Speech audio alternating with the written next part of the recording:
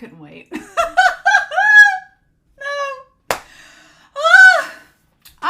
It's the last episode of Death Note.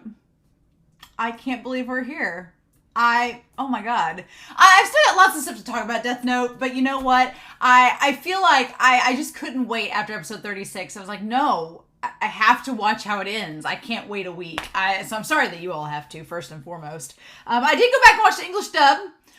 Amazing. And I'm going to talk about it here. I took some notes on it. So amazing. But I feel like I'm not ready to gather my thoughts and talk about overall how I feel about Death Note yet, because one, I still want to read the manga, and I feel like once I read the manga and read the guidebook thing that comes with it at the end, once I do that, I will have a much better idea about how I feel about the series as a whole. Because I've heard several people say that they like the manga more than the anime, and I love the anime, so I can only imagine how good the manga is, but I need to get there first, right?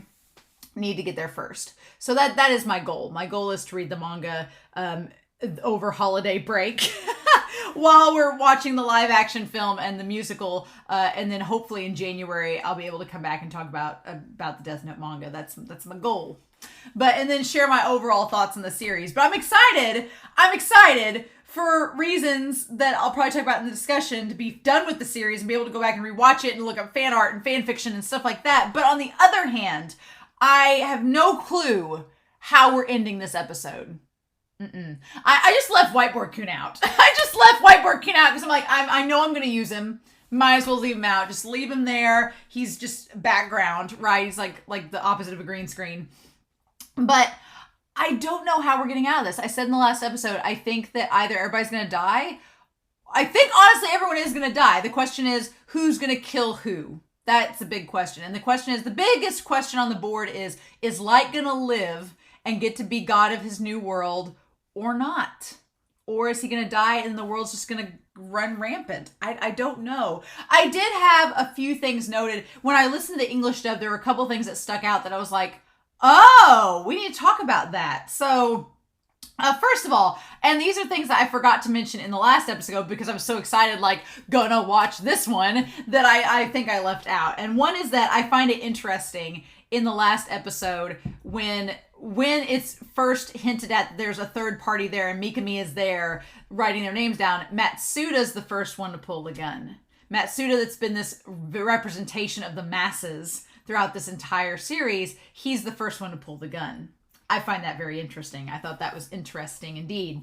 But also there's this idea of, in the English dub, they say, Takada, who should replace her? It's like she never existed. And I think that, and we'll see how this episode goes, but to me that seemed like a representation of, like, Light. You think that you're going to be this god, but, like, you yourself have demonstrated that others can take your place. Mikami and Takada could do the same thing you did. Misa could do the same thing you did. Light believes that he's the one that needs to rule the world because he's the best in the world, because he's this giant ego and god complex. But we've seen that you're so easily replaceable. The Shinigami are easily replaceable. Where is Ryuk, damn it? Where's he been? They all can see him. They all can see Ryuk. So Ryuk is not in the warehouse or they would have noticed him, right? So where's he been all this time?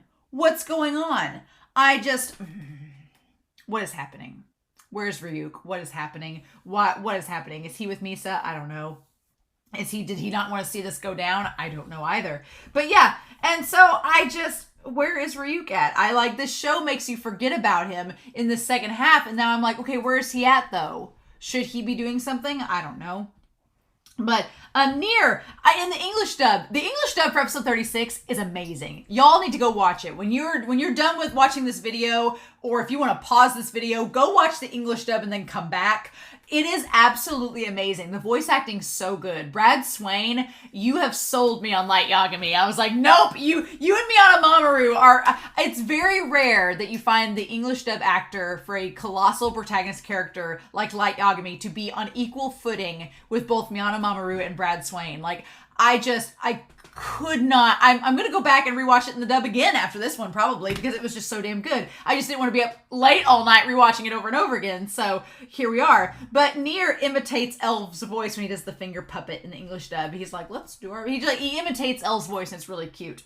Going back to Aizawa. When Aizawa gets the notebook out of the safe, it didn't hit me in the Japanese dub, but it does in the English because it's the same voice actor in the English dub, and it's easier to differentiate in English for me. But Aizawa, him saying the rules of the notebook, he was the one, right? That back when they first got a hold of it, the task force did, he was the one that read them, right?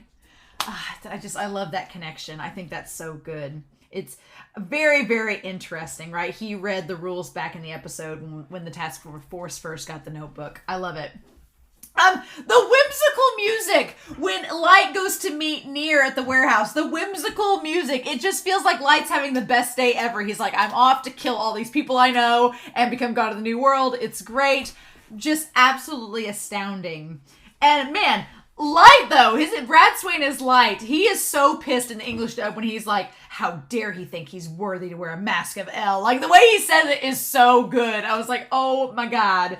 And then Mikami's voice actor. Mikami, I realized watching the English dub, only says delete and God like 90% of the time. But the way that his voice actor, Kirby Morrow, says just like God.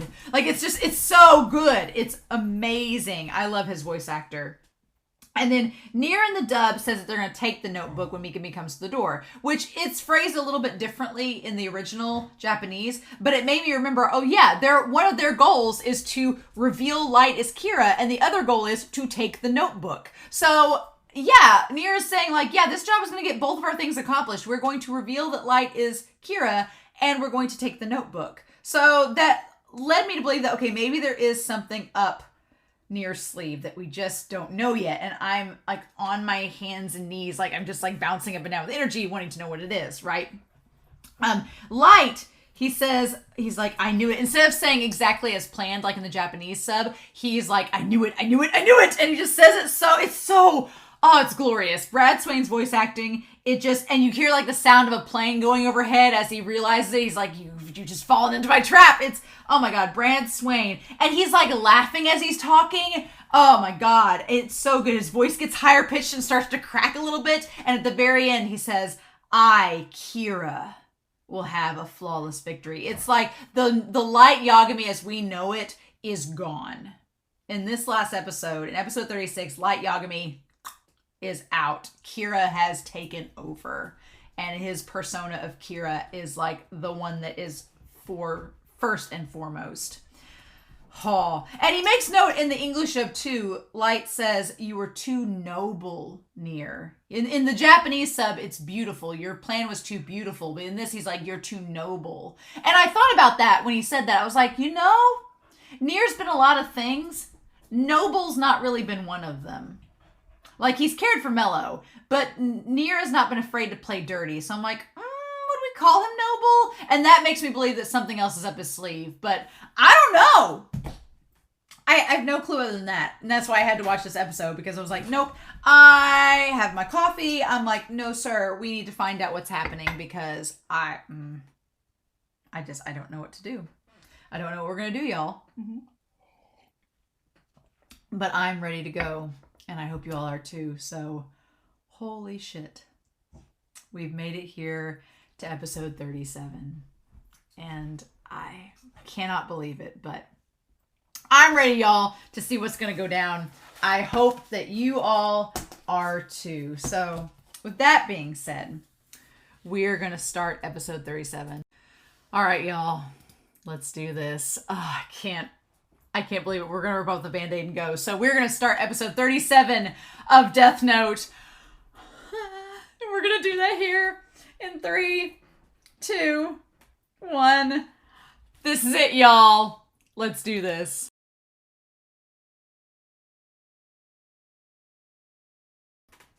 I'm not going to lie. When I got done with this reaction, I stopped what I was doing and I went online and I ordered the box set of the manga. So thank you, Patreon. Thank you, Patreon. I was going to wait till Christmas and see if I got some gift cards to maybe take off, but I was like, no, can't do it, can't wait. I was like, I'm going on break because I'm a teacher, and so I've got a couple weeks off to work on recordings and reactions and things like that. And I was like, no, I'm not going to wait till after Christmas to get this box set because I knew I was going to get it. It was only a matter of time. So Patreon, thank you. You guys are going to hopefully get me to read the manga and do a video about it and the volume 13 how to read guide and all that ahead of time because I can't wait. As soon as that episode was over, I was like, I have to have the manga. It's over. It's my early Christmas gift to myself. I'm being light Yagami in this moment and getting myself a gift. Holy cow. That ending, God,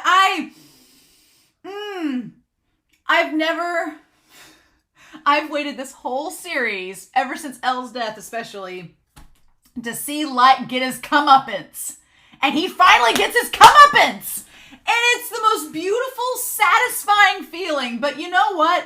It did not happen like I thought it would. There were so many surprises, and there's still so many things that are unresolved for the manga. I give this mangaka props to kill off your main character and have him go down so insanely. And the thing of it is, when it gets all down to it, Nier hits it on the head like a nail with a hammer. He's just like, no, that's not what you are. I've never felt so satisfied, but at the same moment, my jaw was on the floor, and at the same moment, I wanted more. I wanted more with the story, and that's where this column over here is going to come across, because we've got to go through this episode. I'm going to go ahead and make a list here.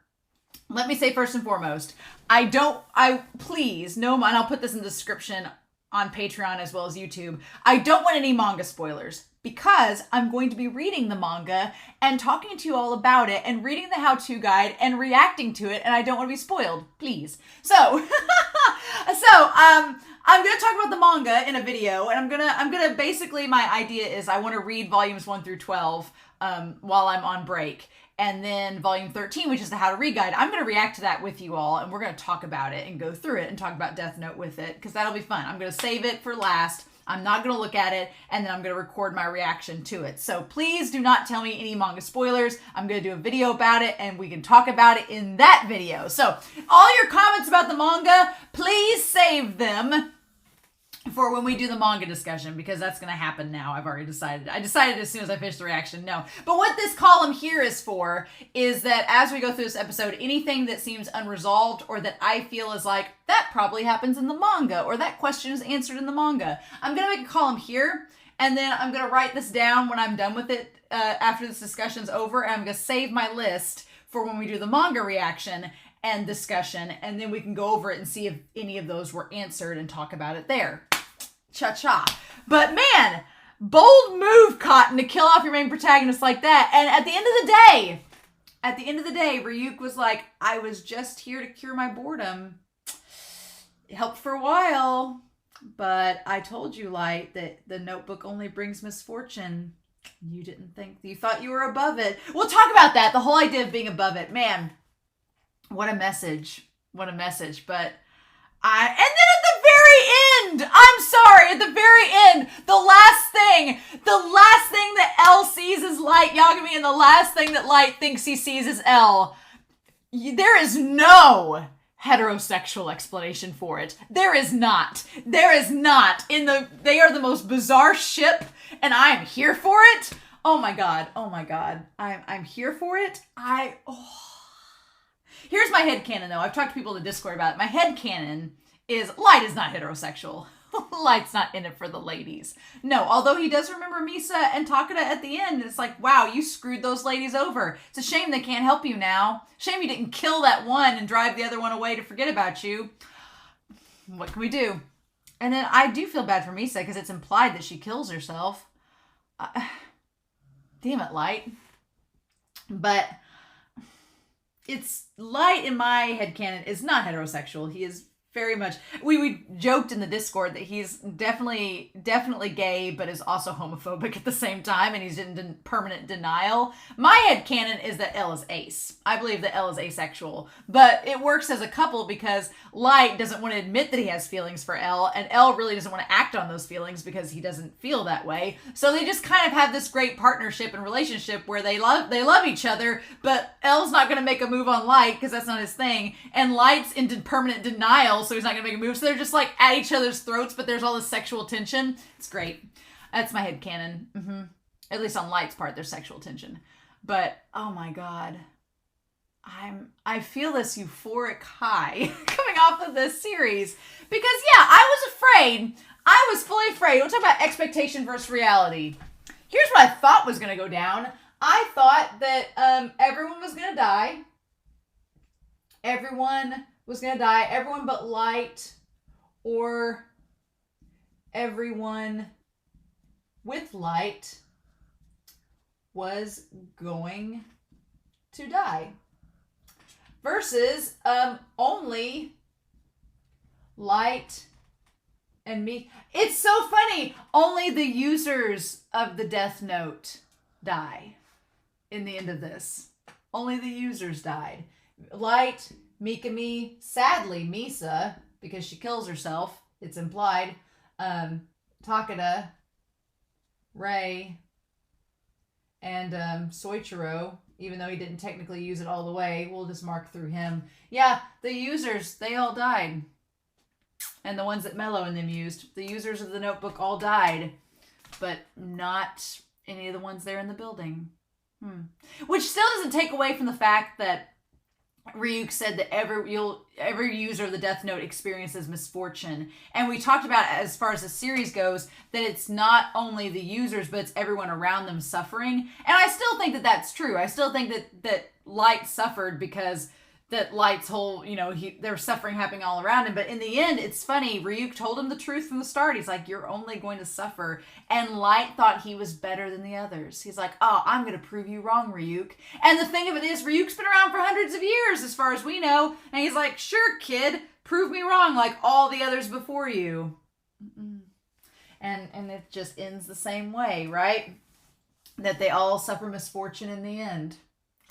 So, I'm just kind of speechless and working through this episode. I guess we just need to start from the beginning and go, I'm glad that we have the Netflix movie, and I'm glad that we have the musical, and I'm glad we have the manga, because I'm not ready to leave Death Note, damn it. I feel like we just started. It felt like a new world, right? You got done with this series, and now I want to go back and rewatch it. I want to go back and rewatch it now and re-experience it, because it feels... just like the title suggests, it feels like a new world. It's the beginning of understanding this series and wanting to go back and re-experience it. And now I want to recontextualize it in a new medium, seeing it as a musical. And I want to read the manga now. And I want to laugh with you all and have an adult beverage and just cackle at whatever this Netflix atrocity is. So, cheers. I'm so excited. I'm so excited. Can't wait. But man, I really thought we'd get Light doing the laugh like he does in, I guess he does in the warehouse, kind of. He goes crazy and laughs his ass off. But man, Light he lost it this episode. And that all makes sense with the idea of him like in the box and him and his brain, everything cracking in the end of the OP. I want to go through the OP now that everything is said and done. We're going to go through the OP and just look at it. But Light laughing. Yeah, and in the charging of the electrical currents now seems like a brain wave, right? It's his brain functioning with the Death Note, right? And then we see Light laughing hysterically like we get at the end where he was going crazy. Man, Matsuda being the one to shoot him. And so then, Elle, I like that people have talked about in previous episodes that Elle spinning in circles. He can't figure out how to get past Light. Yeah. And then Ryuk being the apple on the string. And then Light thinking he had control of everything. Soichiro. Matsuda pointing the gun. Damn. And Watari. And interesting enough, Watari shot someone, Soichiro shot a gun, Matsuda, and the ones that didn't were Aizawa and Mogi and Ide. And then Ryuk catching the bullet.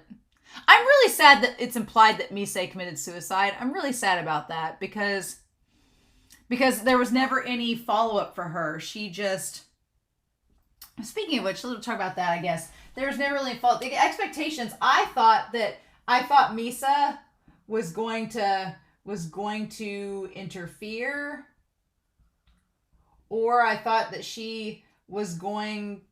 was going to be focus on her at the end, and I guess there is, but it's implied that when she realized that the love of her life was gone, that she committed suicide. I hate that all of the major women in this series committed suicide, with the exception of Seiyu and her mom, because Seiyu's traumatized and Light's mom just seems like she's given up hope. It's so sad. I love that Ryuk now, looking back, Ryuk was like, man, this wholesome, messed up family that Light just completely ruined. Like, his sister's traumatized, his mom is dead inside, his father's actually dead, and it's all Light's fault. God. I am so glad that Matsuda, gave him what for about his dad. I'm so glad. We're going to talk about that moment. I was like, man, I've never felt more for Matsuda in this entire series in this last episode. And now we look at that OP, and it's the three candles, which now is L, Mello, and Nier. And they all work together to take down Kira. We'll talk about that. That's going to be a manga thing up here for sure, right? Because it all makes sense now.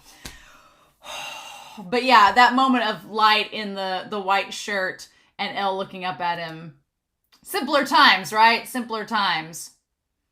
And then, yeah, and L and Misa even in similar positions, but Ryuk just swinging the apple. I guess that makes sense now at the end of the day. Ryuk was really totally neutral. Ryuk didn't care. He was just like, eh. The only time Ryuk ever did anything for Light was stopping Sido. And that was oddly it. That was the only thing. And I really think it was more for Daddy Yagami's sake than it was anything.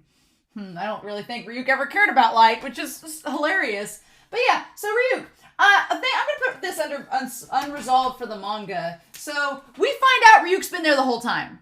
Ryuk has been there the entire time in the warehouse, and Nier's been able to see him this entire time. Isn't that crazy? And I wonder if Ryuk knew that Nier could see him the entire time. That was such a twist. I love the twist that Nier has seen him this whole time. That just blew my mind. I was like, oh my god. So I want to just put down here Ryuk and whereabouts from episode 33 through 36. I don't want any answers. I'm going to find out in the manga, but I do think that it's interesting that Ryuk, he kind of wasn't present for most of those episodes, and then he shows back up in this one. I felt like it was a misdirect. I feel like it was intentional on the anime's part. Now, the manga, maybe he shows up more in the manga. That's why I'm going to ask that question later when I do the manga review. But I feel like it was a misdirect on the anime's part to make us forget about Ryuk. And then when he shows up in the warehouse, it's like, oh yeah, there he is. And ever since Mikami got the notebook, Ryuk's had the red eyes. I feel like Ryuk, here's the thing, Ryuk this whole time could see Light's lifespan. So he knew how much time Light had left. So he's known this whole time that Light's life when it's been dwindling. And he knew how much time he had left. And so maybe that's why Ryuk was maybe Ryuk was melancholy. Maybe that's why he was like, damn it, Light, you've only got this much time left. Dang, what do we do? Oh my gosh. Ryuk knew the end was nigh and just let Light do what he wanted. Oh my god. And then Light just looking down on everyone in the OP, looking down and walking closer and closer to Nier. Nearer and nearer. God, Nier. It's amazing how this ended. I'm to answer anybody's question, I'm very pleased with the ending because Light got his comeuppance and he got told what for and everyone realized him for who he was. I'm glad he got his end, right? And seemingly Kira is... And the thing about it is, if Light maybe now the world won't ever know, because I doubt that Near and them spread the news that Kira's gone, because, well, what do? That's a great question. What happens afterwards? Like the epilogue. The epilogue, what did the task forces do about Kira? Because, what do? Do they tell the world that it was Mikami? Light escapes to the warehouse, seemingly to just be a decrepit skeleton, or unless they find his body. What do they do about Kira? Do they tell the world that they found Kira and killed him and Kira's no more? Do they let it go? Do they let, the whole thing with Kira kind of just dissipate? Do they let it slowly fade out? What do they do with that? Because Light makes the point, he's like, well, all this crime's gone down now because of Kira, so the world's a better place. So do they just let it kind of ride out as long as people still believe it? What do we do with that? So that's interesting. So I'm going to be curious if the manga, how it touches on that. But man, and the fact that Mello under Light's feet, coming up clutch there at the end, that makes sense. But man, and Near having the yellow eyes as Light steps in the shadow. And then what's up, people? And there's the bars and the jail and Light with the notebook and the ravens. And then him on the stairs with the mosaic. That's him like collapsed. Yep. And then I can't believe that this whole time, I really thought he was going to go to the Shinigami world. I thought this whole time he was going to the Shinigami world. That OP had convinced me he was going to, you guys are going to laugh your butts off. But here was my crackpot end of the series theory. And I didn't want to say anything about it because it sounded really dumb. And it still sounds dumb. But I don't know. There's that spray of blood or whatever. I thought, based on this OP, where Light, it shows him like ending up with the chains and stuff. It's actually the warehouse. He's in the warehouse, but it looks like the Shinigami realm, right? With the blood and everything. It's actually in the warehouse with the blood surrounding it. It's a clever misdirect visually. I had this idea that like something crazy was going to happen and Light was going to get like transported to the Shinigami realm and meet the god of the Shinigami. That's what I thought was going to happen. He was going to be like the Shinigami king. I thought my theory was going to come true. And at the very end, when either after killing somebody, or I thought somebody was going to kill Light, and when Light died, he was going to get transported to the realm of the Shinigami, and we were going to find out that if you use the notebook, you go to neither heaven or hell, but you become a Shinigami yourself, and you're stuck there in that realm for the rest of your days. Because all the Shinigami kind of have like human little motifs, and like Ryuk has the earring and like patches on him, their clothing and stuff, and then like Rim had some elements, and Jealous had some elements that were kind of from the human world. So I thought that Light was going to get transported to the Shinigami realm. We were going to meet the king of the Shinigami, and he was going to say, yeah, because you use the notebook, anyone that uses the notebook, they don't go to heaven or hell, they come here and become Shinigami. And then Ryuk was going to be like, heh, and that was going to be it. It's a really dumb theory, but I thought it was interesting. I thought the OP was hinting at it. No, the OP was just cleverly, you see all the chains and stuff and the blood splattered stuff on the ground. The OP was hiding the fact that they were in the warehouse, and that was what it's leading up to. Clever show! Clever girl. And then the 2 blue roses with the death note. I'm still thinking about who the blue roses could be. I'm guessing it's Mello and Near. But, no. Man, this episode, though. God, I loved it so much.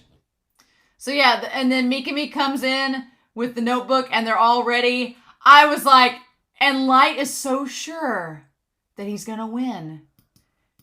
And he says, I win, Near. And Near's like, you just confessed. And then New World. And then the confession happens. And the sunlight comes out like from the rain. Right about that time, the sunlight comes out into the warehouse. Like the light, the clouds are lifting and the knowledge is about to be passed down. Yeah. So yeah, thought everybody was going to die.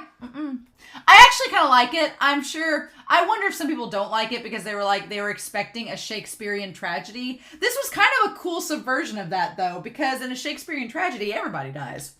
It's the point. Shakespeare liked to kill off everybody as like because he's cruel, but to prove a point in the story. But with this, I like kind of the subversion that no, not all of these innocents die. Light is actually outmatched.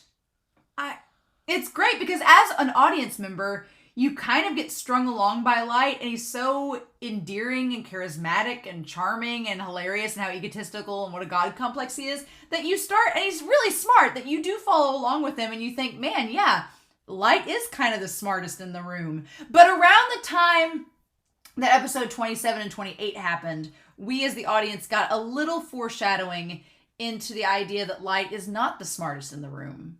There are things that can happen beyond his capacity that he can't prepare for or deal with. And he just kind of has to go with the flow because of it. And he was really pissed off at that point. And so I like that was kind of the mangaka's little foreshadowing of saying, no, Light can be outsmarted. He can be outmatched. This entire series, half of Light's success has been on pure luck and the fact that things have worked out conveniently for him. And it's almost lulled Light into this expectation that he can just manipulate every situation to fit his needs and to go in his favor. And we as the audience kind of start believing that, yeah, that seems to be the case. And so when this episode happens and Nir's like, no, you didn't have all your ducks in a row. We did this extra thing, and Nir proves to be a step ahead. Suddenly Light's like just goes into a stark case of denial and like short circuits, right? Because this man with this insane God complex cannot deal with the fact that someone could be smarter and one step ahead of him. Oh my God, it's fantastic. This whole episode was a breakdown of Light's character. It was an absolute breakdown of his psychosis and his God complex. And we need to write Light, I guess, over here. I guess right here. We need to put Light just right here of him. He thought he had everything planned out to a T. But the point was, the crazy thing is Light thought he had everything according to plan, and Nir let him think that. Oh my God, I love this. We need to talk about this episode even more. We need to. But yeah, and then nobody, and I like that Matsuda and Ide are like, and then nothing happens. The light shines on us, and then nobody dies. And Light's just standing there, just so still. And they all look at each other like, we're not dead. And Mikami, I love that the mangaka makes Mikami and Light look just uglier and uglier the more this episode goes. Like, it's almost like when we first met Mikami and Light, and this whole series, we've been like, man, Mikami and Light, they're so hot. This whole episode, they're not hot. Up until the end where Light prettily dies. Because, of course, he has to prettily die.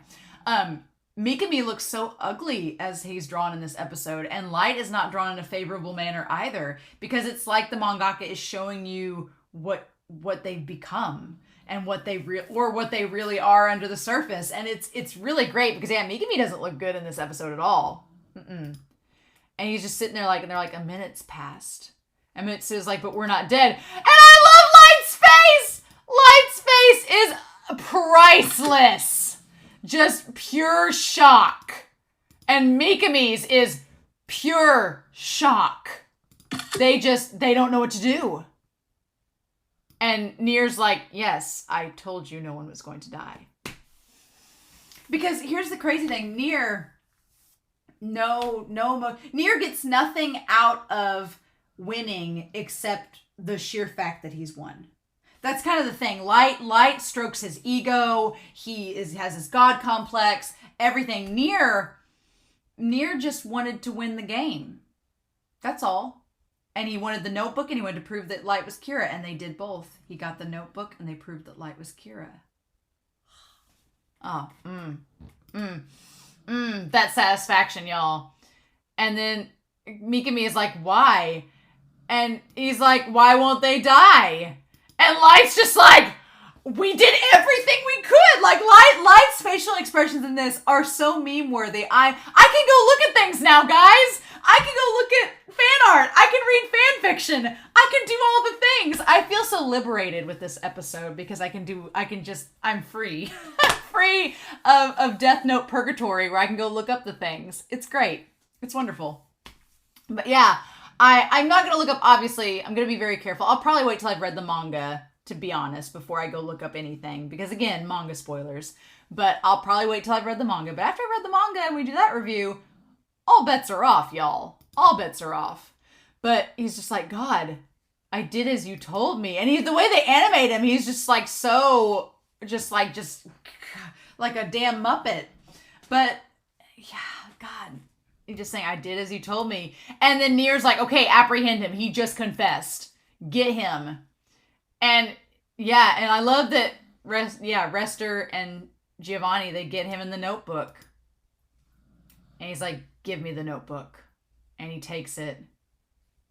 And Light's just standing there staring at him. He's like, see for yourselves. So, okay. We had Nate River, which was Nier. Anthony Carter was Rester. Stephen Loud, because I thought it was Love in the last episode. Stephen Loud was Giovanni. And Hallie Bullock was actually Lidner. See for yourselves. And then Hideki Ide, Shuichi Aizawa, Toda Matsuda, Kanzo Mogi. They are the real names of the SPK members. The only name missing is Light Yagami. Oh, yeah. And I love his, like, snarl face. He's so pissed. He's just like, he's like almost snarling. And then he's like, Mikami called you God just now and said that he did as you told him to. So this proves it. We got our confession. And Light just like short circuits. Light can't take anymore. He just like this, nothing went according to plan. It was his Aizen Sosuke moment was completely ruined. And he says, it's a trap. This is a trap. He just lies so hard in this moment. And all I could think of was Elle saying, have you ever told the truth?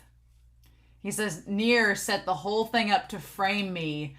Like, at this point, no. It's over. And Aizawa's like, Light, it's over. Like, no. He says, it's strange that no one's dead, even after their names were written in the notebook. This proves it's a trap. Like, are you even listening to what you're saying? It's strange no one's dead? No. And and Matsuda's like, oh. And Light he's lost it. And Nier's like, but I told you no one would die. It's like, I love that Nier's like, I specifically said that so that you couldn't say it was a trap. He's like, no. I love he's all tucked away there in the corner. It's like, I told you this because I tampered with the notebook. So I admitted to you everything I did. And Nier's like, I told you the truth. You're the one that's been lying this whole time. And that's curious because up until now, Light as conveniently, he's avoided truths.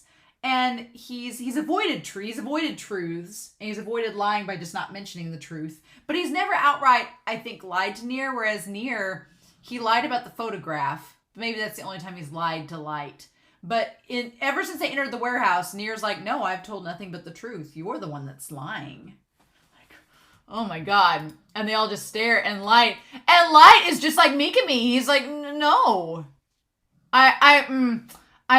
I get a solid satisfaction in this moment. I do. Because ever since Elle's death, I've wanted Light to pay for his doings. And this episode's just like, Romania, we will give you what you want. You've suffered long enough, right? And it's like, he's like, this is impossible. And Mikami's like, I did everything here. He's like, this is a setup. I don't know that man. And I feel so bad. Like, Mikami looks like, this is really bad to say, but he kind of looks like the Chimera from Full Metal Alchemist. In that moment, he kind of looks like the Chimera from Full Metal Alchemist. His face, but he's just like, yeah, his God hath forsaken him.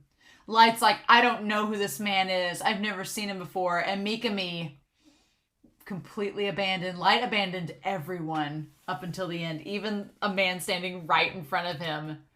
He was just like, oh, yeah. And of course he kills himself.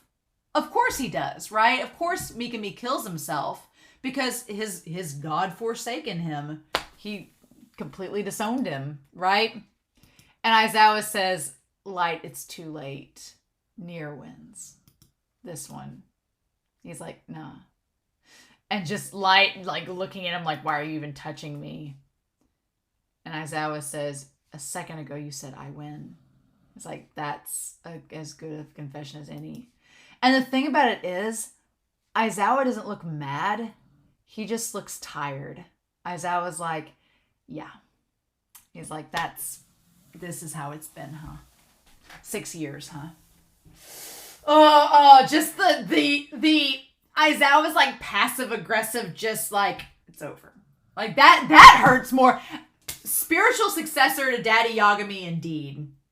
Even though Soichiro, I think, would have lost it if he knew this moment was happening. I think if Soichiro had been there, he would have lost it. But Aizawa has, like, the fatherly, like, disappointment of, nah. Come on, Light. So, again, expectation versus reality. I thought Aizawa would maybe kill Light. When, in reality, he's the one that goes after him in the end, and we'll talk about that conversation with Nier at the end, but he goes after him at the end there. But man, and then what a theatrical performance, right? Oh my god. And Light just, he like looks away, and Nier, he says Light. And Matsuda says Light, and he's like, why? And Mogi goes up to him. I love that Mogi gets out the handcuffs. And he goes to handcuff him, and Light just stops him. Yeah, I wondered what would happen if they handcuffed him. I was like, I didn't know if because he can't get to the watch if he's handcuffed.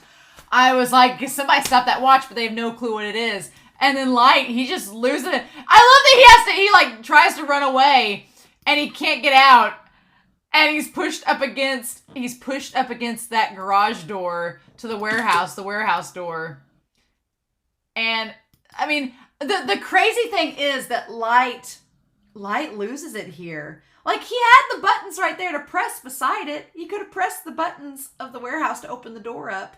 Presumably if they hadn't turned off. Now, again, I say that. I'm like, he could have pressed the buttons to turn off. But then again, it would have taken a long time for it to rise up, and they could have apprehended him by that point.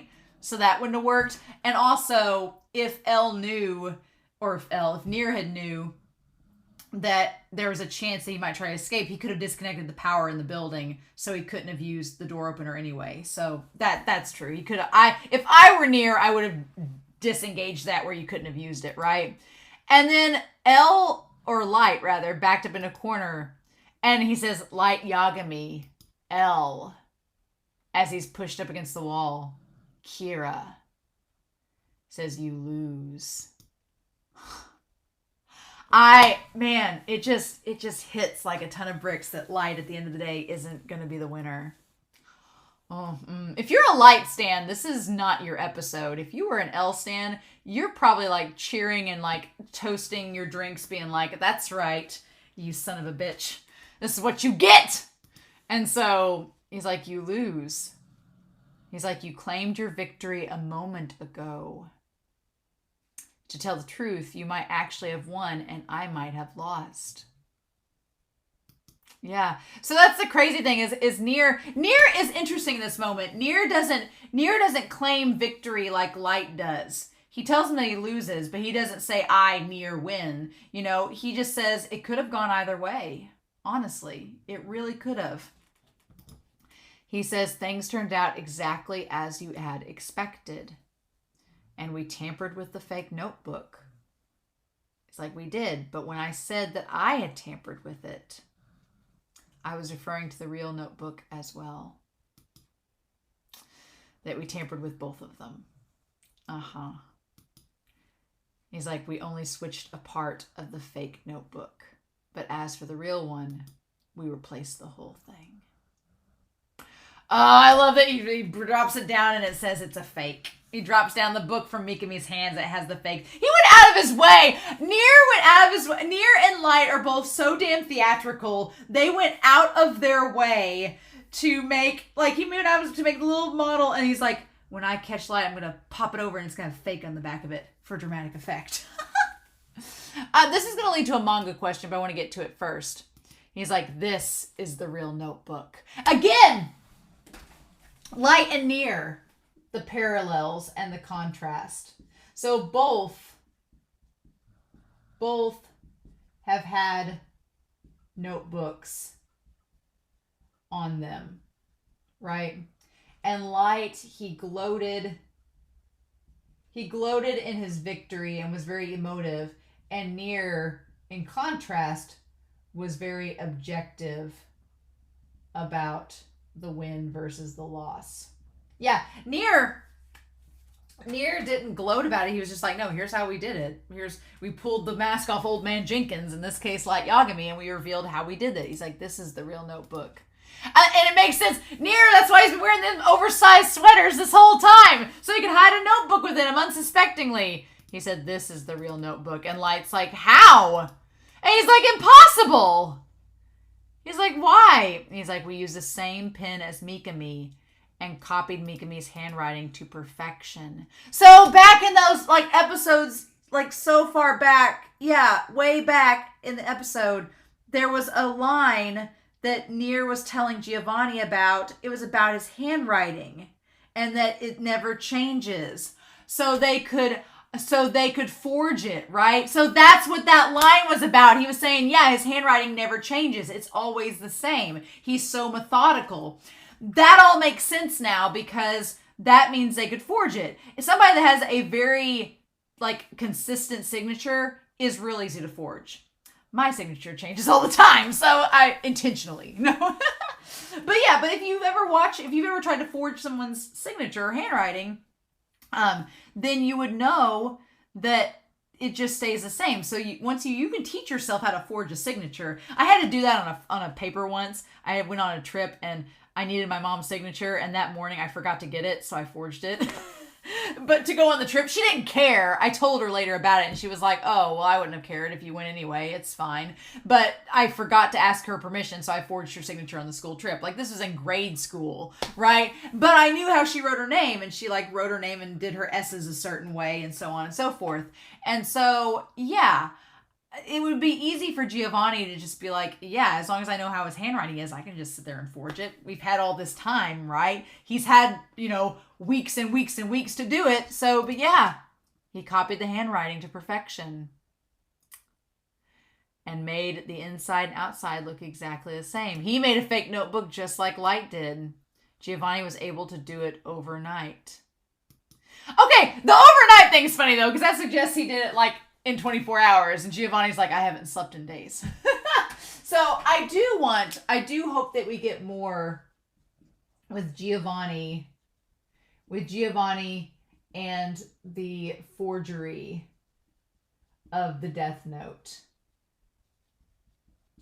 I do hope that we get more with that in the manga, because that would be a cool thing to explore. I'm like, okay, I want to see more of how that went down. This whole series feels like it ended on 37 episodes, but it feels like stuff was left out from the manga, so I am excited to read it. I really am. I'm very excited to read it. Mm-hmm. But yeah. And so he's like, since I had already touched the real notebook, I could see the Shinigami. And he's like, oh, so yeah, so basically that's really cool. One thing that is cool is that I wondered where Ryuk was. And so Ryuk, he's been there the whole time. And the guys, Mogi and Aizawa and Ide, they just never... So basically Ryuk has seen Light have his panic attack. And the funny thing about it is that Ryuk, this entire series, he's been laughing around Light like you think that you're more special than everybody else. Okay, you're gonna die like anybody else. And that's even written in the notebook. And then he's like, Mr. Shinigami, I'm pleased to meet you. I'm Near.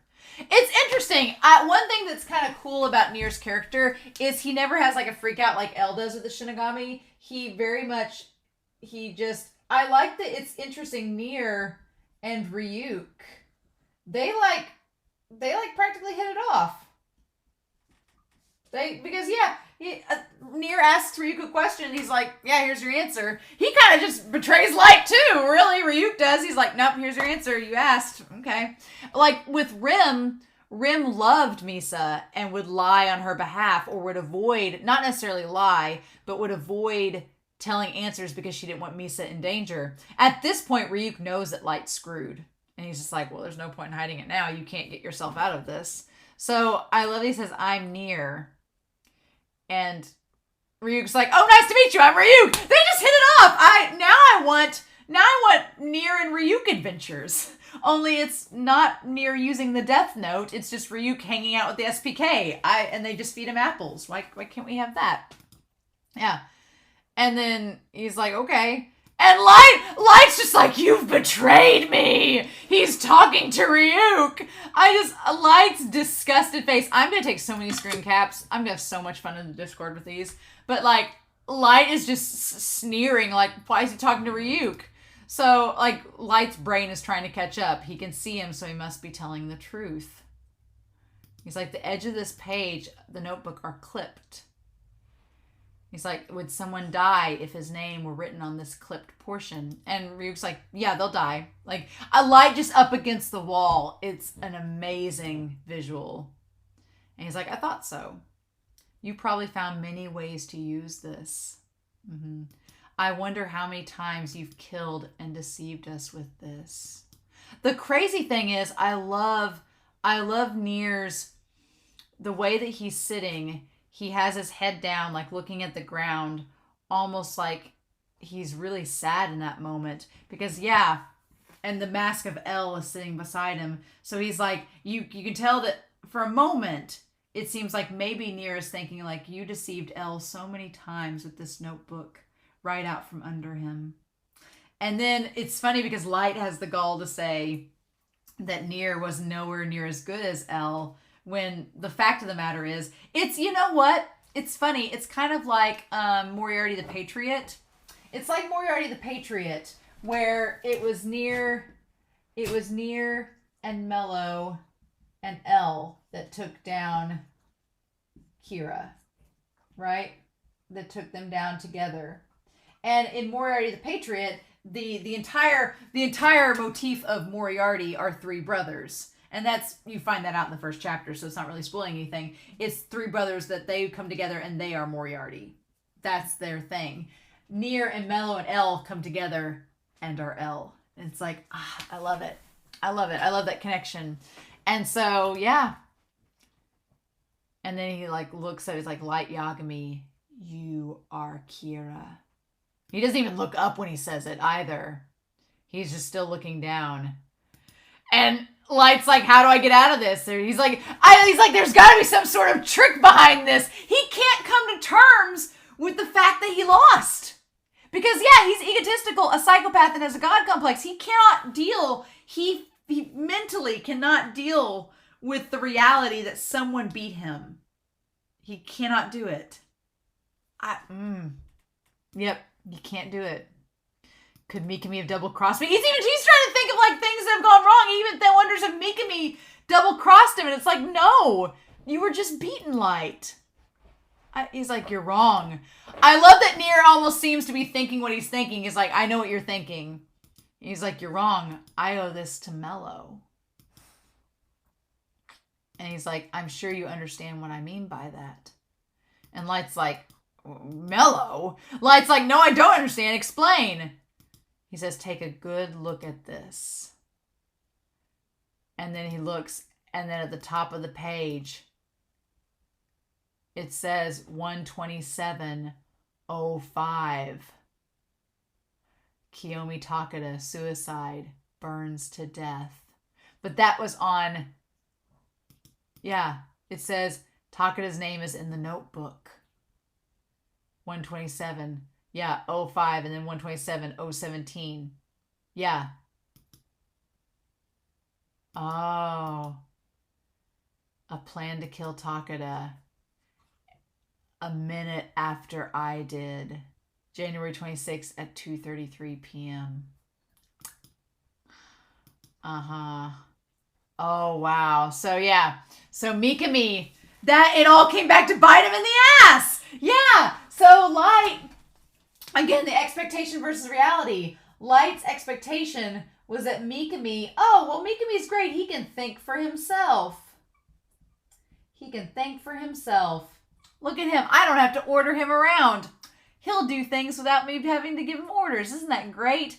And then it's been foreshadowed not only with that, but when it was foreshadowed when he said, "Oh, well, you're trying to change people's mindsets with Kira too soon." And he got overzealous and went to kill Takeda he didn't trust Light. He was trying to be too helpful. So Mikami thinking for himself being a good thing versus him, he thought too much like Light. Let me change this on here. He thought too similar to Light. Because yeah, him and Light have been so similar this whole series, and they both had the same thought, except Mikami was a minute too late. And oh my god, and Light doesn't even care about the pretense at this point. He doesn't even care about trying to prove that it's a trap or that he's innocent. He is so mad that Mikami and him were on the same wavelength, but Mikami has effectively ratted him out. He says that it could be that Mikami did the same thing at that time. And Mikami's just like a sniveling dog just sitting there shaking. And he's like, God, I thought that you were being watched and couldn't take action. Because he couldn't communicate because Takeda wasn't there. And he's like, I thought it was my job to take care of Takeda in a situation like this. He thought the same thing Light did, but he didn't leave it to Light instead. Oh my god. Oh my god. I love how terrified he looks. And then Light's just like, you idiot. I've been giving you orders to not make any unnecessary moves until today. And Nier's like, that's right. On the 26th, right after Takeda's kidnapping was broadcast, Mikami went to the bank. And according to my findings, Mikami goes to the bank every month on the 25th. So this would have been out of the norm. So Giovanni's like, this wasn't right. Something was up. It's very odd for someone as methodical as Mikami to go for 2 days in a row. I followed Mikami to the safe deposit box. And it was only at this time that he seemed nervous about someone following him because he went to find the real notebook. It was easy to open the safe, and inside it, the real notebook was there, and Takeda's name was written in it.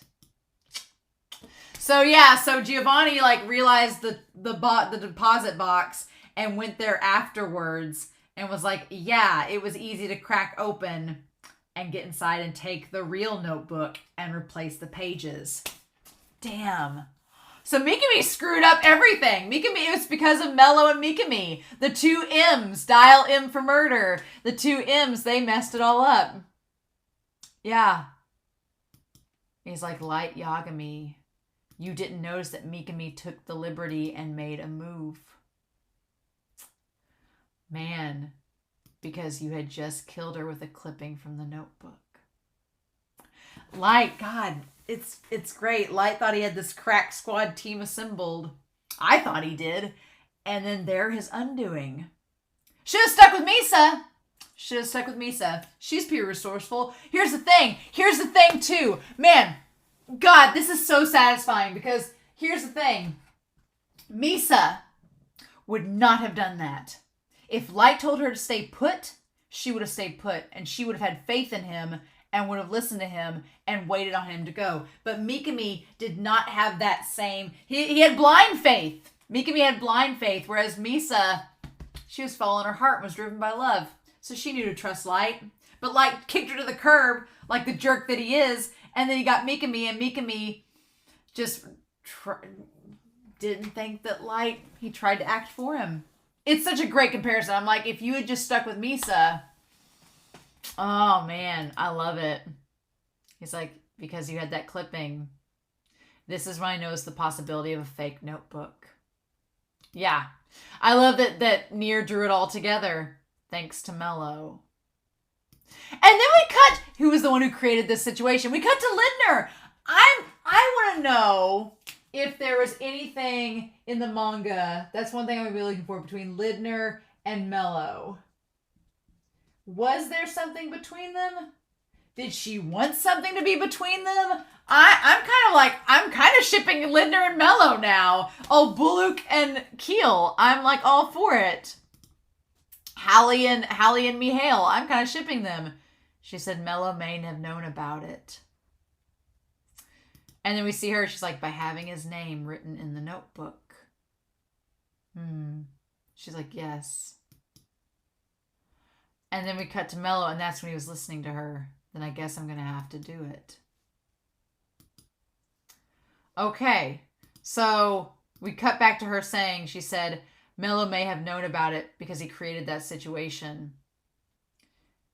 Okay. And so this explains why Mello... So she told Mello the plan. She told Mello that they were going to have Nir's name written in the notebook to test the theory. And Mello's like, well, damn, Nir's risking his life to prove this. And so that's when he decides to help him. I'm going to have to do it. And then I love Nir says Mello knew that he knew that alone we weren't able to attain our goal and surpass L. This is the part that got me, because I was like, no, this is what was realized all along. It took 3 of them to take Light down, but they did it. And I have this newfound respect for Mello now, because Mello swallowed his pride. He swallowed his pride and worked with Nir to help finish L's work.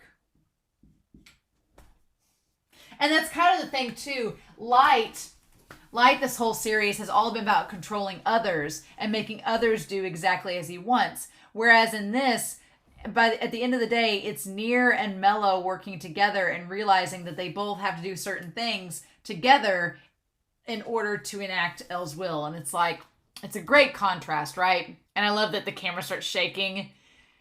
And I love this part. He's like, but together. And he pulls up the 3 with the 3 of them, of Mello, Nir, and L. He's like, the 3 of us could take down Kira. Oh my God. Together we can stand with L. Oh, we can surpass L together. And right now we are confronting Kira, who defeated L. With solid evidence. He's like, that's what he's wanted the whole time. He's like, now we have the evidence. We have solid proof. What L wanted from the beginning, we worked together and we got it. So now what are you going to do, Light Yagami? He's like, let's see you talk your way out of this if you can. Oh my God. And that little sneer of Mello's little finger puppet. And Light's face, where it's like, yeah. I just love it because Light was so confident in the last episode. He was so cocky and confident. And he was like, I've got this. Nir's over. And now Nir's like, no, you talk too much. God, it's great. And the hook. I love that before the hook was right beside his face. In this episode, it's hanging. It's like a hangman's hook right above him. Like, what's he gonna do? And all eyes are on Light, right? And so what does he do? Again, we have, was the fan blades and stuff in the episode where L died? Now I want to go back and look and see if it was. Now I want to go back and look and see if it was. Okay. To see if that fan blade was there in episode 25. I think that it was, in a sense. But I can't recall. And Nir's like, okay, what are you going to do? The ball's in your court, sir. How are you going to talk your way out? And everybody's just sitting there staring at him. And Mikami's just done. And Light instead, he just laughs. Like Light is like Jafar from Aladdin. He loses it. And Ryuk's like Iago going, nope, he's lost it. And I love that Matsu and everybody are like, oh my God, no.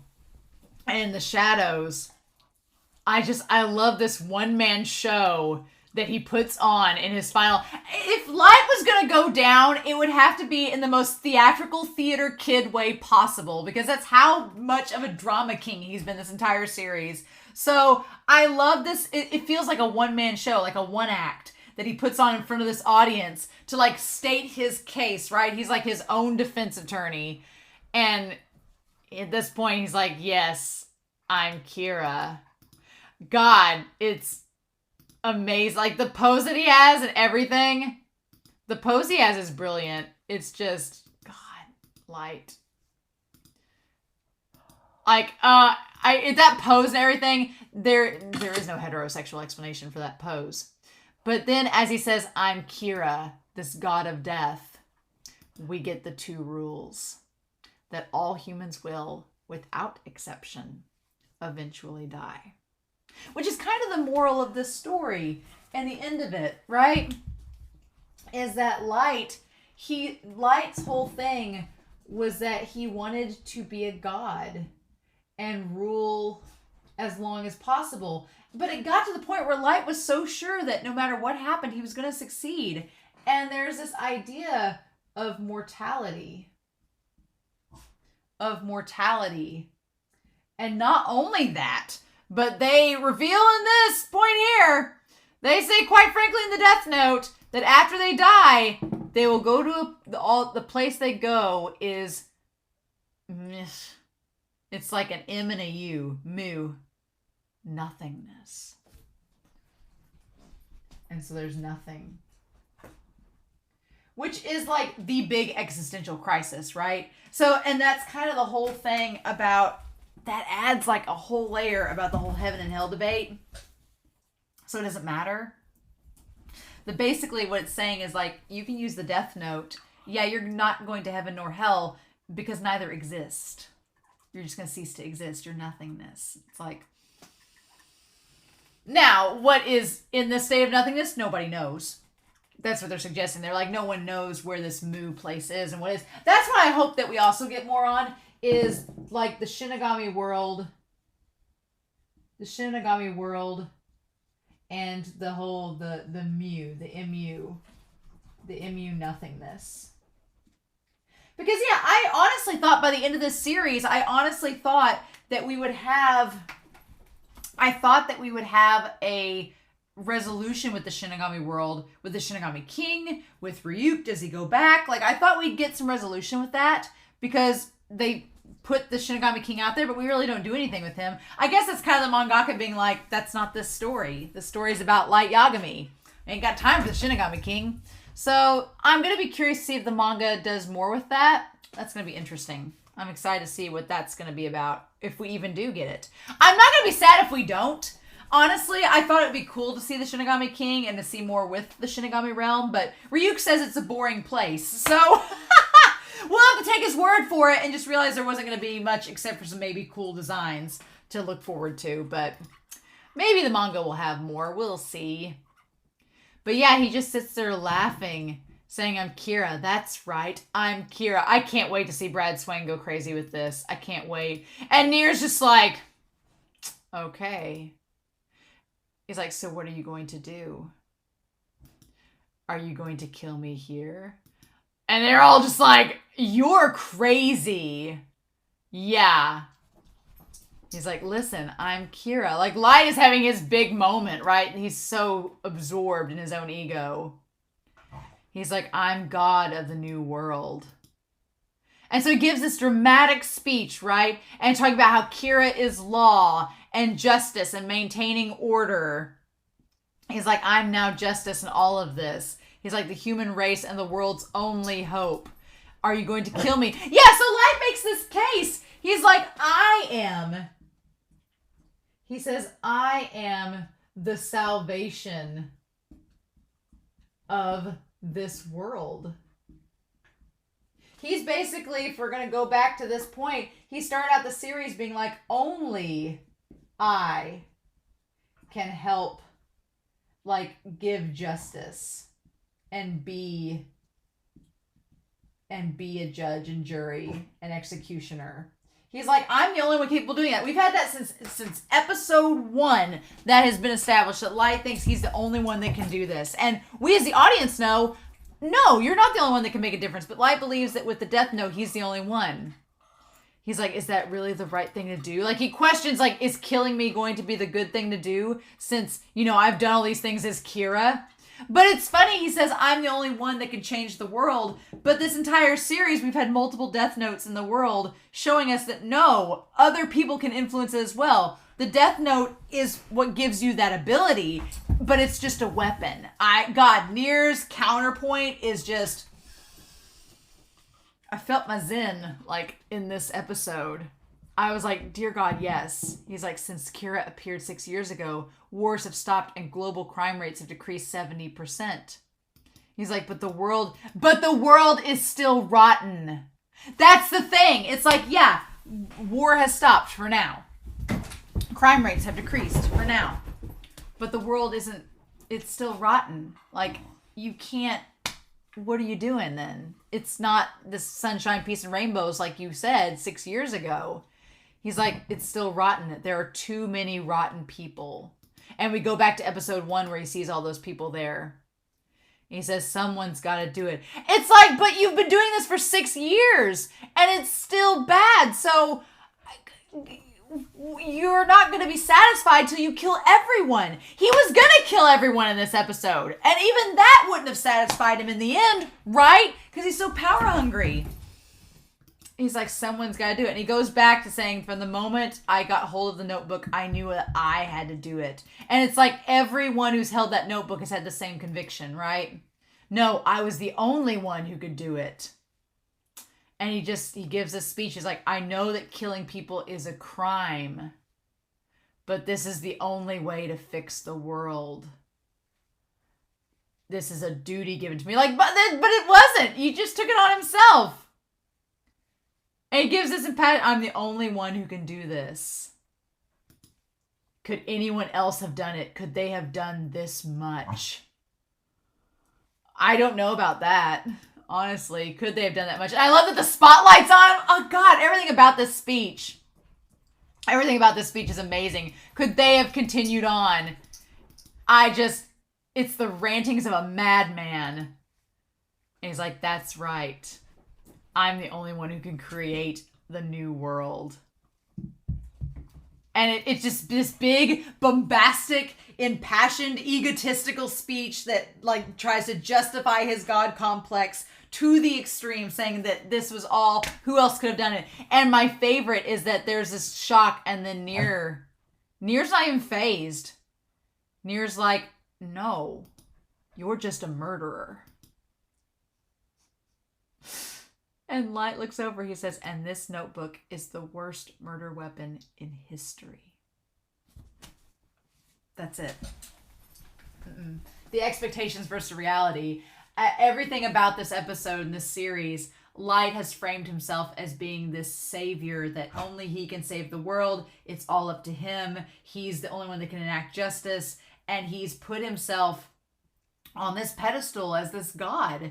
And it's so funny because we, the audience, follow him throughout this series, and we question it from time to time. We're like, well, but you're still murdering people. This is still bad. And it gets worse and worse, but he still like leads us along as the audience, claiming that no, there's a reason behind it, right? But at the end of the day, Near's like, no, you're just a murderer. You're not a god. You're a murderer. And that notebook is the worst weapon in history. Because yeah, we talked a few episodes ago, there's been no war because people live in a state of fear. And it's like, how many other people like you have tried to say, oh, well, I'll save my people if they just act a certain way and I just tell them what to do and they just follow me, everything will be fine. And Near's like, no, you're basically like every other serial killer and mass murderer. You think you have this god complex, and you're right. And they're like, but the death note's really what's changed the game. It's the fact that you found a weapon that will let you commit all these atrocities so conveniently, right? He's like, it's the worst murder weapon in history. I like that Near, despite having touched the notebook, is like, I want to get rid of this sucker. Nah. And then I love this when he looks up to Light and says, you've yielded the power of the Shinigami and the notebook. You've used supernatural powers. You're just a crazy, and he like just squeezes that little finger puppet. You're just a crazy serial killer who has confused himself with a god. Yep. You're a crazy serial killer who thinks he's a god. I just love that in like 2 sentences, Near takes all of Light's self-impassioned god complex and just breaks it down. He's like, yeah, no, that's not how this goes. He's like, that's all you are. And just squeeze it. Nothing more, nothing less. You're just a human like anybody else, but this is what you are. I love that Light's just glaring at him. It's just, that whole scene. Mwah, mwah, cinematic perfection. So perfect. I love it. I love that counter. And Light he looks like Mikami. He's just so... And Mogi and Aizawa and Ide are like, yep. That's all. And even Matsuda. When Matsuda has that face, when Matsuda has the disappointed face, like, none of them bought it.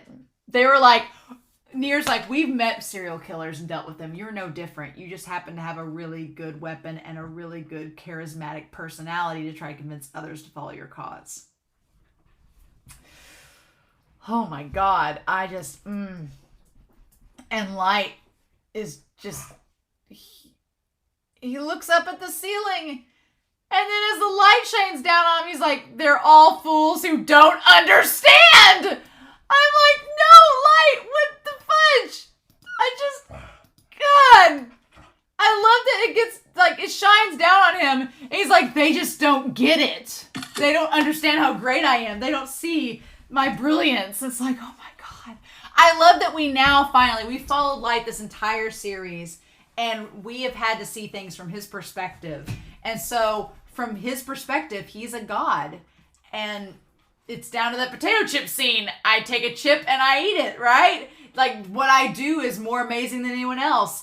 And we finally see it from an outside perspective where Nier's like, no, you think highly of yourself.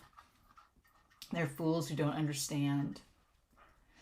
And we see the watch, right? That close-up of that watch to tell us that he still has a means to kill people. And everyone's just looking at him. God. And Nier's, where he says, Nier, the notebook you have right now and the notebook that Aizawa brought from the Japanese task force headquarters. He's like, are they real? And I love Nier's WTF face, like, what are you smoking? Like, I love Nier's face where he's like, excuse me? He's like, is he bluffing? He's like, what is he doing? He's like, only I know where the real notebook is. And that's where, like, Light uses that moment as a distraction to try to convince them to not pay attention to him. And he just gets as far away. He's like, he gets as far away from them as possible in this moment. He's like, if you're going to defeat Kira, even if it's just to test out the notebook that Aizawa is carrying, he, like, stands as far away from them to give himself space. He says, you should write either my name or Mikami's in it.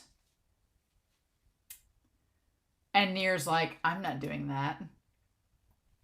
And then as he's away from them to see if the notebook is real, and he goes there, or fake. And he goes, and he has a pin. So he had a pin on him. So he didn't even need the pin with the blood. He had an ink pen on him in that moment. And he goes to write it, and he's like, he's hidden a piece of the notebook paper. And it's Matsuda that shoots him. God, and he shot the pin in half. I paused it to see that he shot the pin in half. Oh my God, Matsuda. Matsuda, this whole series, has wondered if he would be of use. And the hilarious thing about all of this with Matsuda is that up until now, I thought Matsuda would be the one person Light could rely on. I'm so glad you guys didn't spoil me about that. I was like, Matsuda is the one guy, I had thought of the one guy that Light has relied on because he's like the masses. He followed Kira. And I think that it is important to note that the one that was the most devoted out of all four of them, the one that liked and was devoted and thought highly of Kira the most, is the first to turn on him. So both with Mikami in the last episode, as I talked about at the beginning of this reaction, and this one too, that he was the first to turn and shoot Light and turn on Mikami. And I think that's intentional. It's supposed to be a representation that even though Light thinks he can control what the masses think through Kira, they could easily turn on him. He is easily replaceable. He's replaceable as anyone else. But he just had this god complex and thought he was better than that. But the reality is he was no different than Higuchi or Misa or anyone else that used the Death Note. God, that scene. And then from here, it just gets like... And then like all the blood splattering like ink around him. And Aizawa's just horrified that it was Matsuda that shot him. He's like, Matsuda. And he shot his hand. God, the expressions of Light's face. I can't wait to see these in the manga, though. These are going to be great. Where he's like, you idiot. Matsuda, who do you think you're shooting at? You stop messing around. And I love that Matsuda's like, what was it all for? I'm so glad Matsuda said this. I was like, thank you. Thank you, Matsuda, because he finally tells him off. He's like, what in the world did your dad die for? And he's about to cry! Because Matsuda was kind of like a second son to Soichiro in a way, right? And he was with the family and everything, and he was like, what was it for? Like, everything that happened to your dad, what did your dad die for? You were Kira, you let him die. And this moment, where Light says, Dad? Oh, you mean Soichiro Yagami? Like, Light has given up, like, Light's humanity, he's Kira, full and full. At this point in the episode, like, by episode 36, like, the moment he was like, I, Kira, I'm like, he's no longer like Yagami, he is Kira, or he thinks that he is. He's like, yeah, because then when he says, I am Kira, he's no longer Light, right? He's just totally given up his humanity. And he says, oh, you mean Soichiro Yagami? Like, everything comes out. Light Yagami this whole time was a big persona to hide the Kira that was within him. And that serial killer, Kira, has finally come out in full force. And to call his dad Soichiro Yagami instead of father is pretty damn telling at this point. And he says, oh, him. He's like, that's right, Matsuda. Overly earnest people with a strong sense of justice like him are always going to lose. Are you okay with a world like that? As he's like bleeding, kill the others if you understand. Like he asked Matsuda, of all things, he asked Matsuda to kill everyone else around him, thinking that he could still control him. He's like, shoot. And Matsuda's just like, I love he's just crying there. He's like, are you kidding me, Light? Why are you doing this? It's damn tragic. Like, at this point in the episode, as much as I want Light to lose, and as satisfying as this is, it is. It's amazing to see just the transformation of Light in this moment. But yeah, and then Matsuda's saying, you let your father die. And he's just crying at this point because Matsuda cared. He cared about Soichiro. By the end of this, Light did not. Like, he's like, how can you act as if it were nothing? And God, yeah. And Light doesn't, there's this moment of silence where it's like Light's contemplating, like, how can you act as if your father's death meant nothing? But instead, he had the word Nate written down, and he said he goes to write his name in blood. Like, he can't get away from it. It's over. And then Aizawa's like, he's writing with his blood. Oh my God. And Matsuda just blows him in the shoulder. And then hits him again. Oh my God. And just the way that it's drawn. Like he shot him 3 times.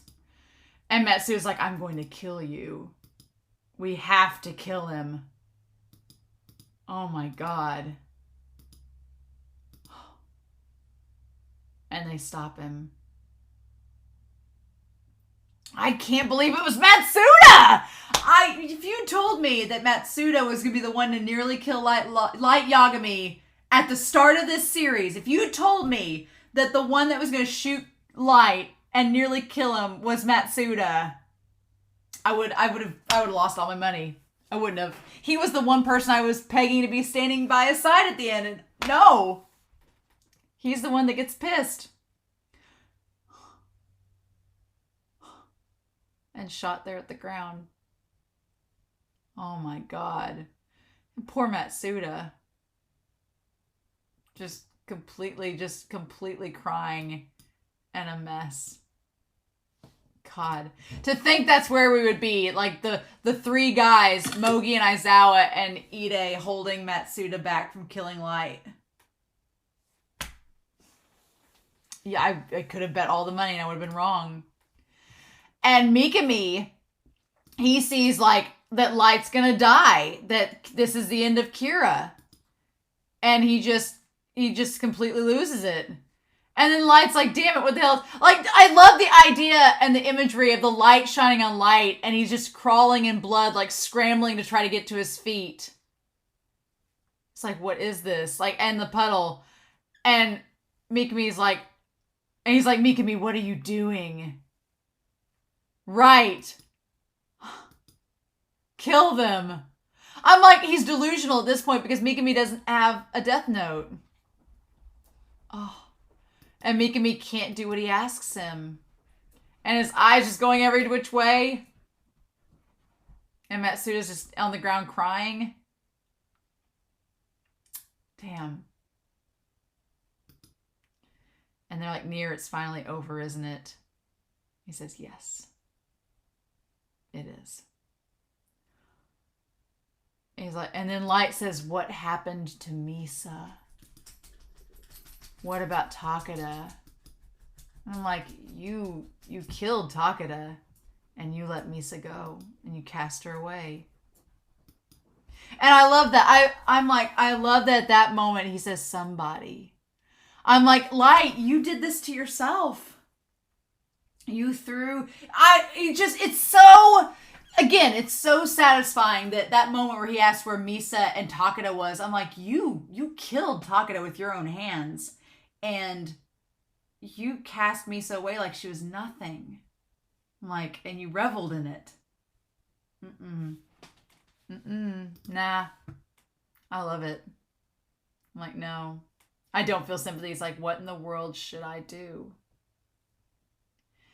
And then Mikami, how he got something between them handcuffs, how he did something. What has he got even? He has like a pin or something. Like, what the hell did he get a hold of? And he just like starts stabbing himself to die. Like, what the hell? I honestly hope that in the manga we get more with Mikami. Mikami up to his death. I hope that we get more with Mikami. I want more with Mello. I hope we get more of them. And then Light, I just love that he's like, tries to get, as Mikami is dying, everybody's distracted. And they're like, stop the bleeding, like, hurry. And then the plane, everything's shaking. I love it. And then Light manages to get out. He's like, there's nothing we can do. And then Matsuda, like, he just looks so dead inside, looks over and sees Light trying to get out. To go after him. And he goes outside the door, like, leaving, like, run. He's like, Light. And he runs off. And I love that Nier says he'll probably doesn't have any more notebooks hidden. So he can't go very far with those wounds. He'll stop on his own if we leave him alone. And I love that Aizawa's like, Nier, I'm not taking your orders. I like that. I like that Aizawa's like, at the end of the day, he's like, look, I'm not taking your orders. We agreed on this, right? I do my thing, you do yours. And Nier's just like, okay. I love that Nier's like, oh, well, fine, I'll leave it to you. It was a very L moment, right? Down to the end. When Aizawa, it's down to the very end of things. Because L tried to tell Aizawa what to do. And it's a cool parallel to when L told Aizawa not to go after Akita because he would die. But here, the situation's reversed. And Nier tries to keep him, being like, oh, well, he's going to die on his own. And Aizawa's like, I didn't go after Akita because I could die. And now, though, I am going to go after Light because I know I'm okay. But I'm going to go after him. And so I like that Nier's like, well, I guess you can do whatever you want. Mm-hmm. And then they all go after him. That's the thing. They all go looking after him. And then we have Light just like running to his death. Because he's going to bleed out. Mm-hmm. The way that they animate him running is just like, just that movement and everything. Oh. Oh. As he's bleeding down. The way they just have the music playing and him running. God, it's crazy. And then we see, yeah, Light. And he doesn't even look like himself anymore. And the sad thing is, as he's running back, like, to his death, we see all these different things. What do we see? I'm going to pause on this. Is that his mom that we see? Yeah.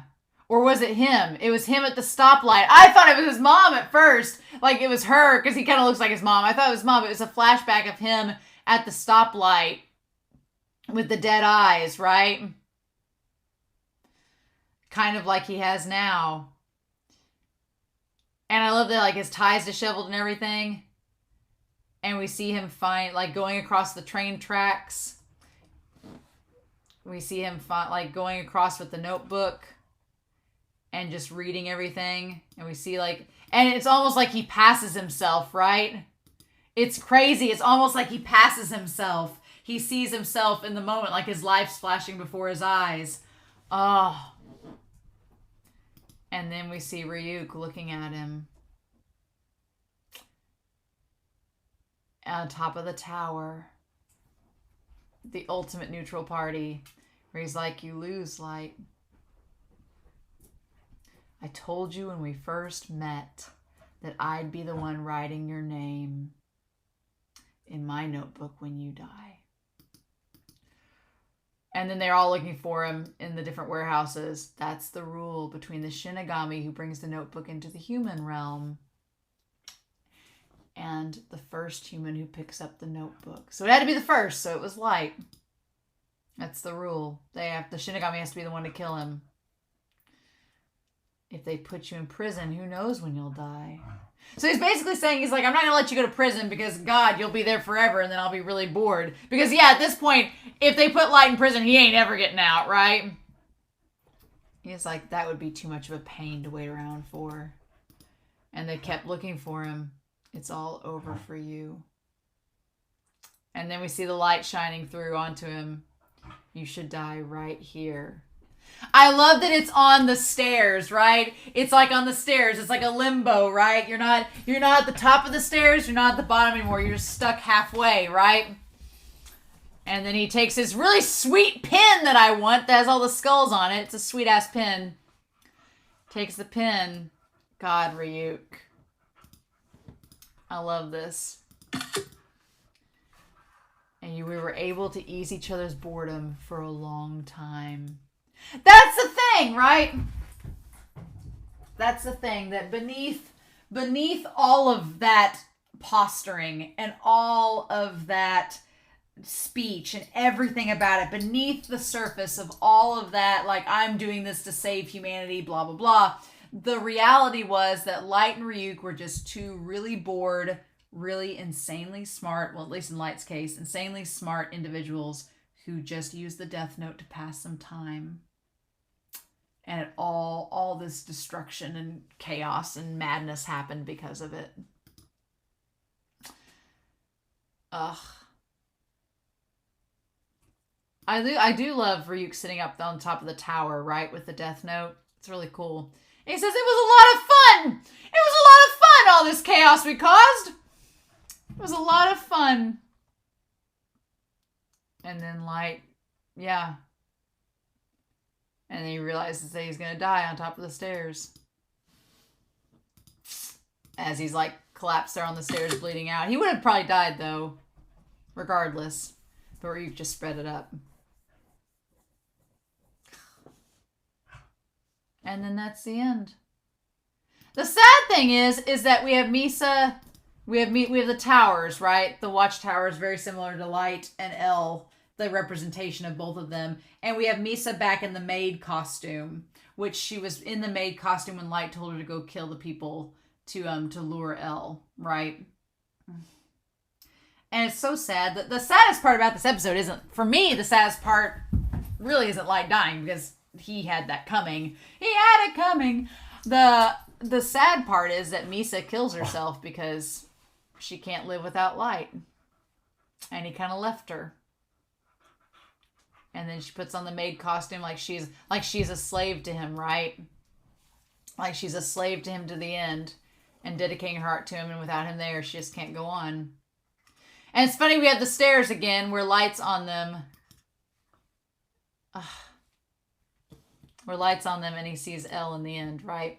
It's the stairs where they had the infamous foot scene. Light dies pretty, though. It's really sad. He looks all maniacal, but in that one moment, he gains his humanity back. It's crazy. He looks the prettiest he's ever looked, like, in these final moments here, which is why I'm taking all the screenshots of them. But then he goes back, and with the light shining down, again, that damn cross window, right? And all the hooks. And then there's Mikami, who's died, and light shining down on him. And then we go back to that tower, and that tower's like looks like the one where Elle and them were. I hate that, what happened to Misa. I hate it. Misfortune befalls anybody that uses the death note. I'm like, girl, you didn't have to jump. Ugh.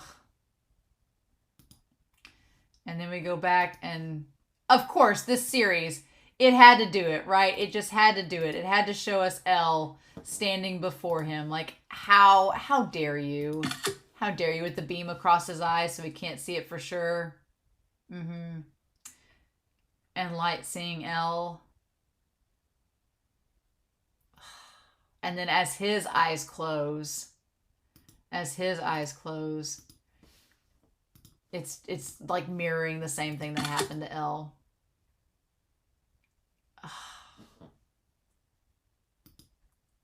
And then Ryuk up on the tower against the sunset.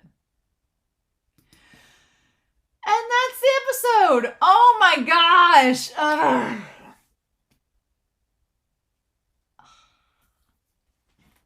So here's some things we never got. Elle's full name. That's what I'm going to be looking at in the manga to see Elle's full name. You know what? Give me just a moment, actually. Give me just a moment. So way back when episode 25 was happening, everybody in the comments was like, you need to watch the funeral scene. And then a lot of people were like, no, it has a spoiler for the final episode. And I was like, and I honestly, at the time, I decided I wasn't going to watch anything outside of the actual series because I might react to it later. Well, you know what? While we're here, might as well find that funeral scene. So I found it on here. It's a sub scene. Apparently it's from a composition movie, so it's something they just added into like a recap movie, and I'm like, okay, fine, that makes sense. But we're gonna take a peek at it. I'm like, at this point, I don't think I want to react to it separate like the manga or anything like that. But at this point, we might as well just watch it and see whatever happens in it, and finally know some answers. Why people were like, no, Romania, don't watch that scene, and why some of you wanted me to watch this scene. So let's just go ahead and do that, shall we? We're gonna watch this scene about the Elle's funeral and see what all this is about, and finally do that here in 3, 2, 1, and let's see this.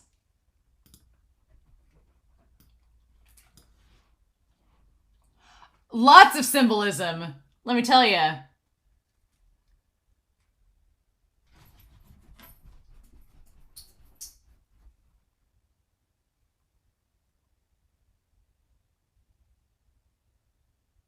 Oh, this is pretty. Hmm.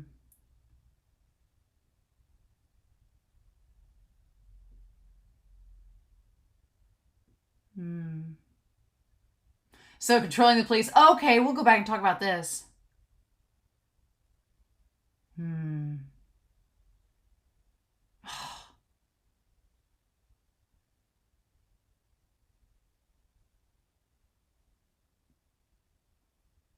Ha! I'll avenge Ryozaki's death. Sure you will.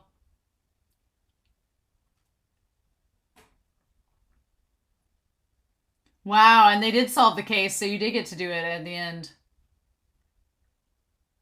To his own execution. Oh my god, yeah! You did!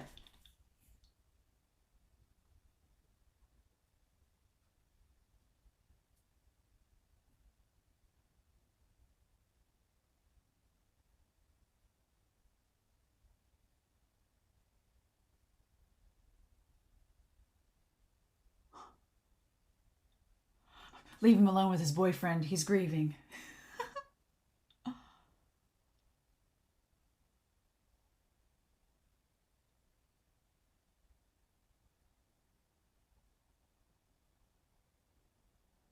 Oh. Kind of like what happened in episode 26.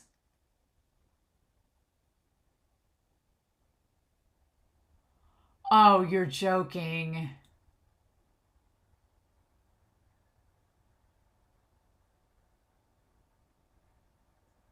Oh, Ryuk's like, dude, he just died!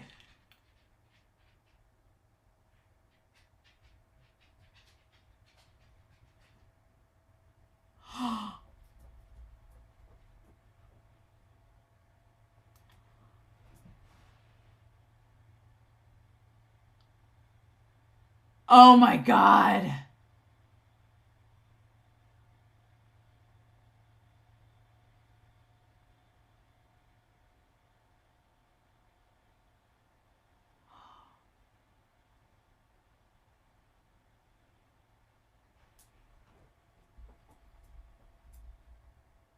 Oh.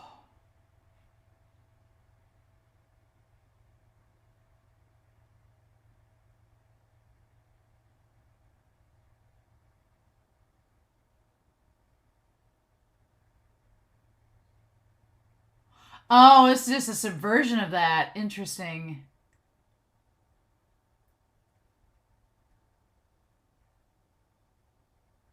Interesting.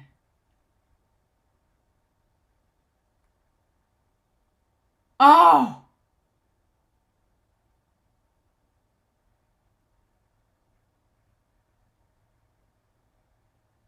Oh my god! Oh my god!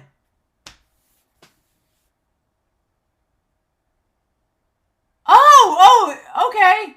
Oh shit!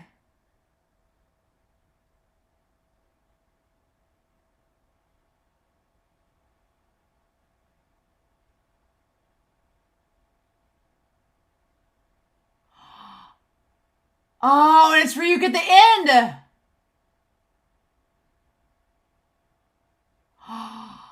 Oh, with the with the double, the two-face. Oh, okay.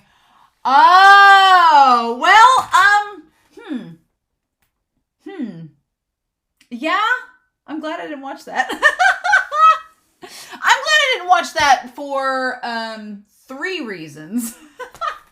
Although that was pretty cool to see now. I'm glad I didn't watch it for 3 reasons. One, because it basically covers the same thing that it's talked about right before, you know, when Light does the conducting stuff. It talks about the same thing there. So there was that. But also, 2, it kind of tonally, I don't like Light laughing at L at his grave, like on the fresh dirt on all fours, like, Light, you freaking diva Yagami. Are you kidding? Did we have to be that extra at your ex-boyfriend's funeral? Like, oh my god. I feel like I liked episode 26 because Light seemed a lot more somber, and he seemed like he was really taking L's death hard, even though we knew that that's what he wanted. Here, it kind of like ruins that mood a little bit. But also, yeah, it kind of ruins the end of the series because it shows Ryuk about to kill him. It gives you that foreshadowing that it's going to happen. Okay. So yeah, no, I'm glad I didn't watch that, but that was interesting to see now. I like that everybody, man, it also helps explain that scene where Matsuda, of course, would feel so betrayed. Because now it's like, yeah, Light just lied the whole time. The whole time. So, but yeah, we didn't get L's full name. I hope we see that in the manga. I'm going to be on the lookout for that. I feel like we should, though, right? I was really expecting we'd get it by the end of this episode, but we didn't. So, yeah. It's funny, in the last episode, I was trying to think that I had hoped that Elle would have left a message back behind that he would have left a message for Near and Mello. And he kind of did. And that was like, you're not going to beat Kira unless you work together. Unless all three of us pool our resources together. And that's what they ended up doing. But holy cow. So anyway, to give you a rough estimate of what else we're doing with Death Note for now, because I'm sure there's lots of other Death Note things, but for now, what I want to do is next week, we're doing the Netflix movie. It's going to be a dumpster fire, and I can't wait. We'll get to hate watch together, and then we're going to follow it up and balance it with something that's supposed to be really good, which is the musical that I've heard is really, really good. So we're going to watch that after the Netflix version. It's going to be a fun time. And then I want to do like a review of the manga as well as reading the how to read guidebook. I've seen like a thumbnail of a little boy with an apple that was supposed to be like, I don't know if it's like a side story or like a prequel to Death Note or whatever it is. I don't understand what that is, but I might look into that and see how long it is. And if it's not that long, I could react to the How to Read guidebook and that extra stories chapter or book or manga volume. I don't think it's more than a volume, but I'll look into it. I remember Viz had something coming out. I remember Viz had a thing where the creator was coming out with a new chapter, and I didn't know if it was like a prequel or a sequel or something like a side story. I'll look into it, but we're definitely going to do the Netflix movie, then the musical, and then I want to look into that manga How to Read guide and the side story and do a reaction to it. So we at least have 3 more Death Note related things coming up in January. So yay. Oh my gosh. But yeah. I love this series so much. I'm sad it's over, but in the same vein, I'm happy now that I can talk to you all about it. I feel like I can talk to you about it. I feel like the weight's been lifted. I can go rewatch it now. And now the manga's on its way. So I'm excited to read it and see how good it is, because I'm sure it's going to be great. So, but in the meantime, I hope you all enjoyed this reaction and discussion. I feel like it was all over the place, but with a series like this and an ending like that, how could it not be? So I hope you all have a wonderful week. Please stay safe, take care, and yeah, I'll be back next week, y'all, and we will have a fun time rant watching Netflix's version of Death Note. Bye.